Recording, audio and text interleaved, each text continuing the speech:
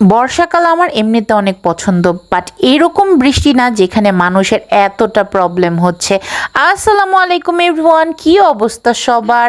আজকে হচ্ছে আমি অন্তুর সাথে যাচ্ছিলাম, ওর আজকে আইসিটি এক্সাম। মূলত ওয়াফিয়ার আজকে থেকে এক্সাম শুরু, সো আম্মু তো ওয়াফিয়ার সাথে যাবে, আর আমি যেহেতু 19 তারিখ পর্যন্ত ফ্রি আছি, সো 19 তারিখের মধ্যে আর কি যে কয়দিন অন্তুর সাথে যাওয়ার আমি যেতে পারবো।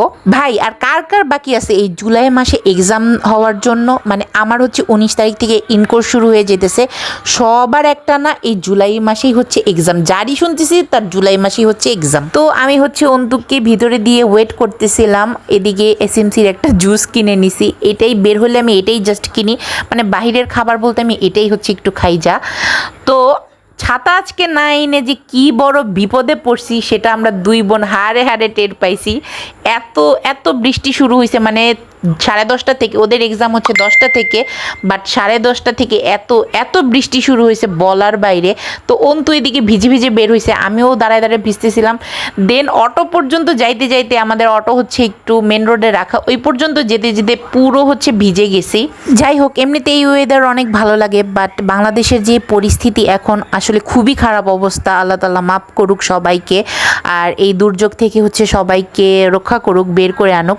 তো বাসায় আসার পর এদিকে দেখি টোটল ভাইয়া গরম গরম হচ্ছে খিচুড়ি পাঠাইছে ভর্তা দিয়ে।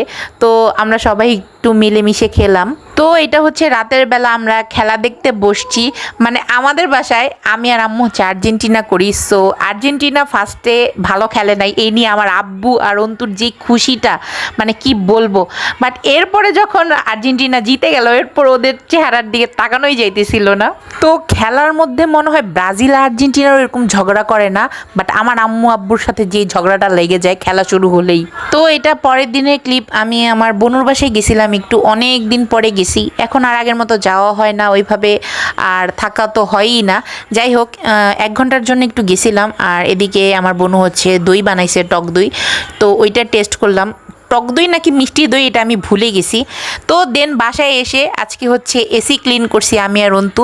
তো মান্থে একবার ক্লিন করে দিলে আসলে যে জালিটা থাকে ভিতরে ওইটার মধ্যে ধুলাবালি তেমন একটা জমে না, আর বাতাসটাও বেশ ভালো হয়, আর এসিও ঠিক থাকে। মানে ওরা বলেই দিছে যদি আপনারা হচ্ছে ক্লিন করতে পারেন তো একটু ক্লিন করে ফেলবেন। তো আমরা প্রতি মান্থে একবার অন্তত জালিটা খুলে জাস্ট ওয়াশ করে ফেলি। দেন আমার জন্য আর আব্বুর জন্য হচ্ছে লাঞ্চ রেডি করতেছিলাম। চানা চাট, এটা আমার আর আব্বুর অনেক পছন্দ। আমি হচ্ছে ডায়েটের জন্য এটা প্রায়ই খাই, এটা খুবই ভালো, মানে পেটটা অনেকক্ষণ ভরা থাকে। আর আব্বুর একটু পছন্দ, মানে টক টক সব কিছুই আব্বুর মোটামুটি ভালোই লাগে। এটা দেখতে অনেকটা চটপটির মতো, আর পাকিস্তানিরা হচ্ছে এটার মধ্যে টক দই ইউজ করে, আমি টক দই ছাড়াই সবসময় বানাই। তো এদিকে আব্বুকে একটু চকলেট ড্রিঙ্ক বানাই দিলাম। হ্যাঁ, আমার আব্বু বাচ্চাদের মতো এগুলোও খায়, মানে তার কোল্ড কফি, চকলেট ড্রিঙ্ক এগুলো অনেক পছন্দ। তো এই ছিল আমার আজকের ভিডিও। আজকের মতো এখানে এন্ড করছি, নেক্সট ভিডিওর জন্য টিল দেন টেক কেয়ার, আল্লাহ হাফেজ।